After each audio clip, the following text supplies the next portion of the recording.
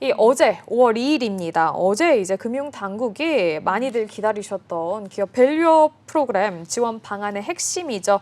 기업 가치 제고 계획 가이드라인을 발표를 했습니다. 이 저PBR 관련된 종목들 중심으로 이 시장에 관심이 좀 높았던 만큼 과연 어떤 내용이 담겼을지 관심이 많이 쏠렸다고 하네요. 네, 이와 관련해서 이번 발표가 좀 시장의 기대에는 미치지 못한다 이러한 의견도 있고요. 앞으로 더 지켜봐야겠다 이런 의견도 지금 공존하고 있는 상황인데요. 저희는 앞으로 이것에 대해서 어떻게 살펴봐야 할지 시장의 흐름과 함께 짚어보도록 하겠습니다. 네, 함께 해주실 세종대 경영학과 김대중 교수님 모셔보도록 하겠습니다. 어서 오세요. 예, 안녕하세요. 안녕하세요.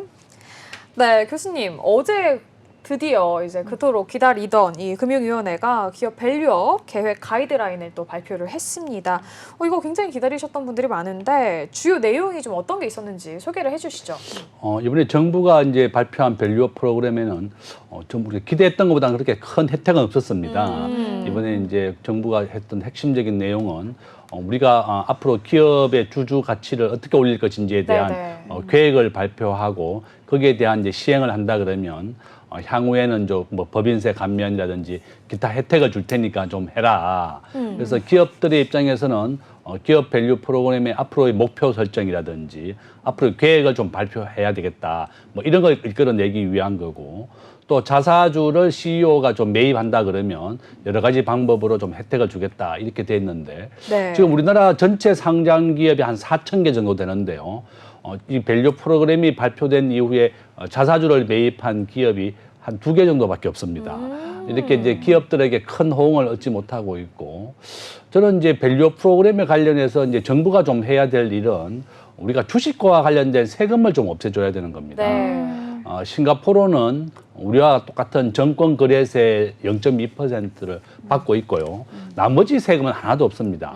주식과 관련된 배당세라든지 소득세라든지 우리나라 배당세 16% 받고 있고요.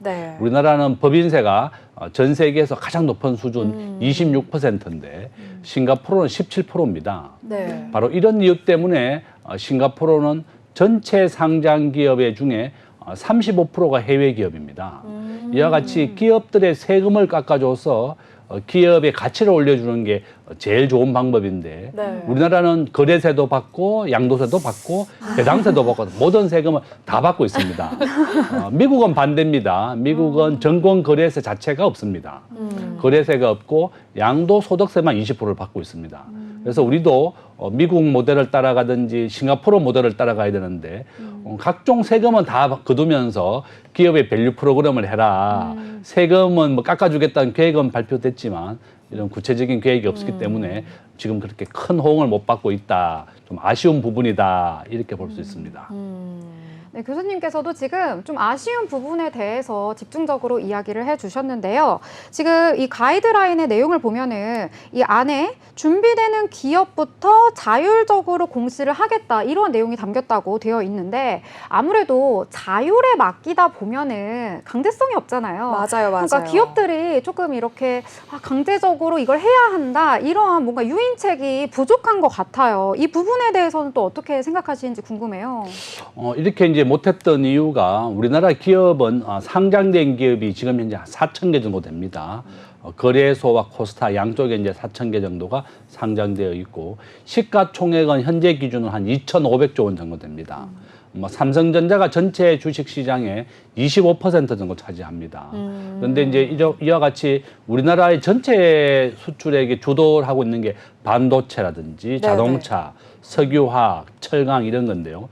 이게 각 업종마다 특징이 다 있습니다.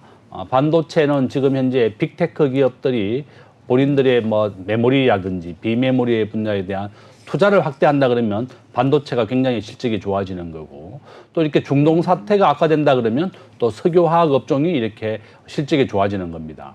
이와 같이 우리나라의 모든 전체 업종들이 한국 전체의 업종은 30개로 나눠져 있습니다. 그러니까 이 30개로 나눠진 업종들이 본인들의 계획이라든지 발표를 추진하기에는 워낙에 변수가 많기 때문에 쉽게 이렇게 발표를 못하고 있는 이유도 하나의 이유입니다. 우리나라가 전 세계에서 GDP 규모로는 세계 10위이고 또 주식의 전체 수출액 기준으로는 세계 5위의 강대국입니다. 그렇지만 우리나라 주식 시장은 전 세계 시장의 한 1.5% 정도밖에 안 됩니다. 네. 이와 같이 한국은 제조업 중심의 국가이고 또 금융업이 좀 약하다 보니까 주식 시장도 이렇게 크게 활용을 못하고 있다. 그래서 저는 정부가 우선적으로 기업하기 좋은 환경을 만들고 또 이번에 정부가 개입하고 있는 부분이 기업에 대한 지배구조도 하나의 좀 관여하기로 했는데요. 기업들의 입장에서는 지배구조는 가장 자기들이 민감한 부분입니다. 네. 우리가 애플은 이렇게 자사주도 매입하고 배당도 하고 3개월에 한 번씩 삼성전자, 애플은 배당을 하고 있습니다. 그렇지만 우리나라 기업은 실적이 나고 영업이익이 있다 그러면 당연히 배당도 하고 자사주도 매입하고 주식 소각도 해서 주가를 올릴 수 있지만 그렇게 하지 못하는 이유가 영업이익이 별로 낮기 때문에 그렇습니다. 특히 우리나라의 기업들은 미국과 다르게 미국은 창업자에 대해서는 10배의 차등 의결권을 줍니다. 한국은 차등 의결권 자체가 없습니다. 쿠팡이 한국에 상장하지 않고 미국에 상장한 이유가 차등 의결권 10배 줍니다. 거기에다가 한국에 상장하는 것보다 미국에 상장하면 10배 정도 시가총액이 늘어나게 됐습니다. 네네. 그 정도로 미국의 금융시장이 더 활성화가 되어 있고 차등 의결권이라든지 또 창업자에 대한 지배구조에 대한 우선권이라든지 이런 혜택이 있다 보니까 한국보다는 미국 시장에 상장하고 있는데 정부도 기업들이 요구하고 있는 차등 의결권이라든지 또 기업하기 좋은 환경을 만든다든지 우리나라 법인세 26%고요. 네. 미국은 21%. 네. 우리나라 소득세 45%입니다. 네. 10억 원 이상. 근데 미국은 33%입니다. 전 세계 평균의 상속세가 평균이 25%인데 한국은 60%입니다. 그래서 한국의 많은 기업들, 락앤락을 포함해서 많은 중소기업들이 상속을 못하기 때문에 네. 전부 다 사모펀드에 팔리고 있습니다.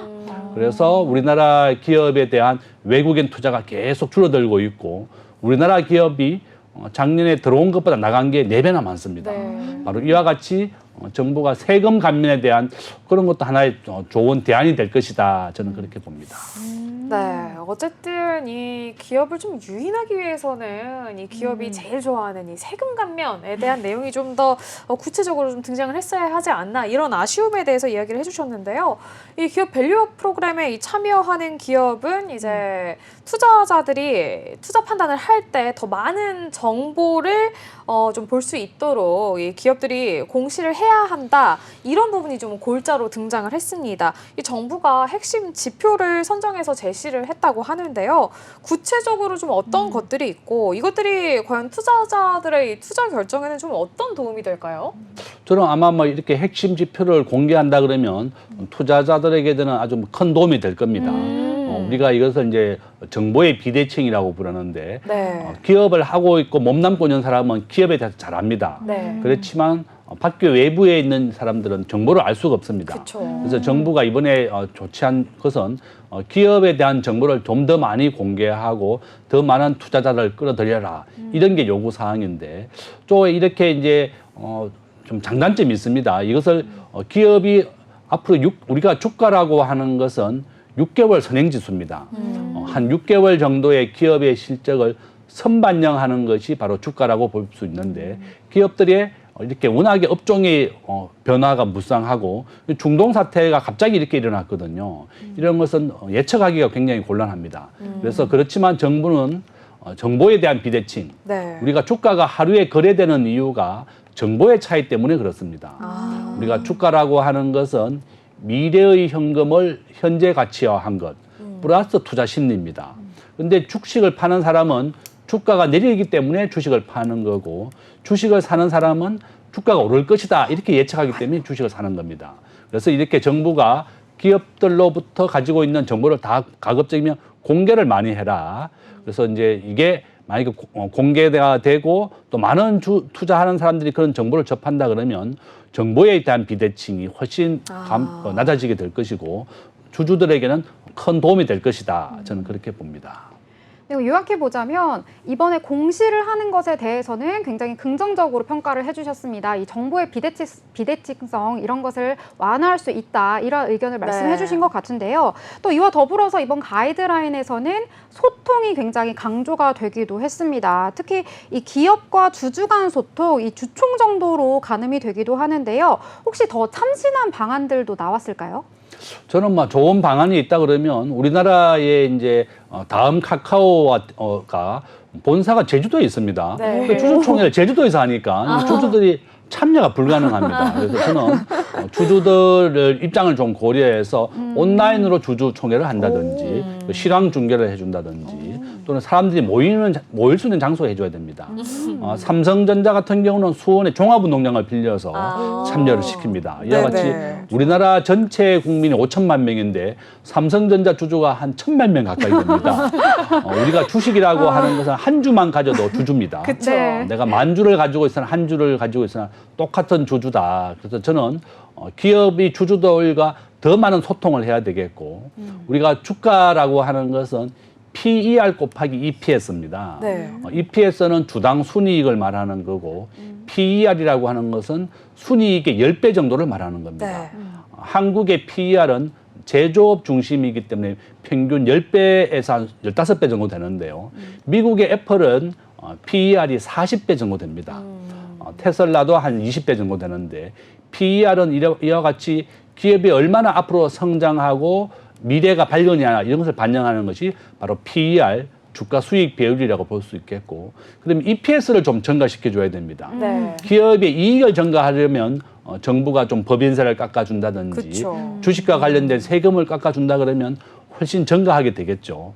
이와 같이 우리가 주가의 정의를 잘 살펴보고 정부가 좀 더 적극적으로 좀 도와줘야 되겠다. 우리 정부가 지금 기업인들이 가장 많이 요구하는 것은 세계 평균의 법인세를 좀 낮춰달라. 네. 세계 평균의 법인세가 21%입니다.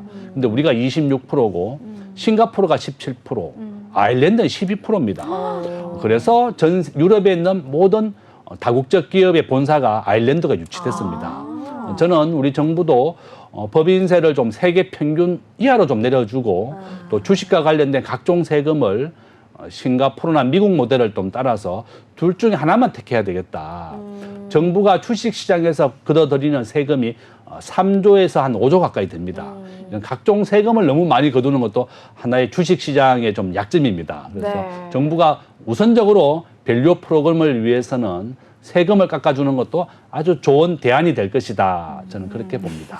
아, 네. 그러니까 지금 세제 지원에 대한 이야기를 계속해서 하고 계셨는데 좀 같은 답이 나올 거를 예상을 하고 있지만 그래도 드리는 질문입니다. 마지막 질문인데 그러니까 지금 기업들을 좀 가장 빨리 큰 폭으로 움직일 수 있게끔 하기 위해서 이 정부가 딱 꺼내들어야 할 이 회심의 카드, 이 가장 시급히 이루어져야 할 핵심의 이 인센티브를 뭐라고 보시나요? 이거 좀 짧고 굵게 설명 부탁드립니다.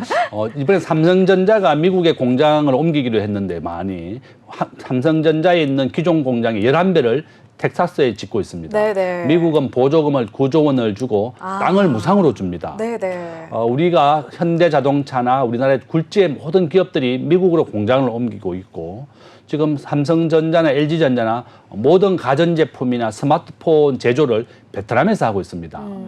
기업들이 기업하기 좋은 환경을 만들어줘야 된다. 네. 세금을 좀 인하해야 되는 것도 마찬가지고 그쵸. 또 우리나라가 전 세계에서 노조가 가장 강력한 나라입니다. 작년 말 기준으로 우리나라의 외국인 직접 투자 유입액보다 유출액이 4배나 많습니다. 네. 대학생 취업률이 45%입니다. 절반도 취업을 못하는 이유가 우리나라 기업들이 다 지금 해외로 옮기고 있습니다.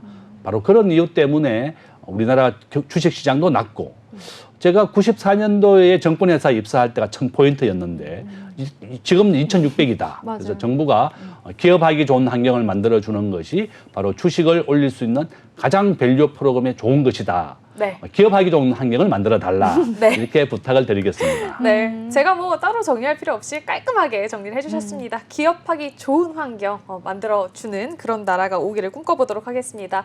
자, 오늘 이슈경제 저희와 좋은 이야기 함께 나눠주신 세종대 경영학과 김대중 교수님 보내드리겠습니다. 오늘도 좋은 말씀 감사합니다. 감사합니다.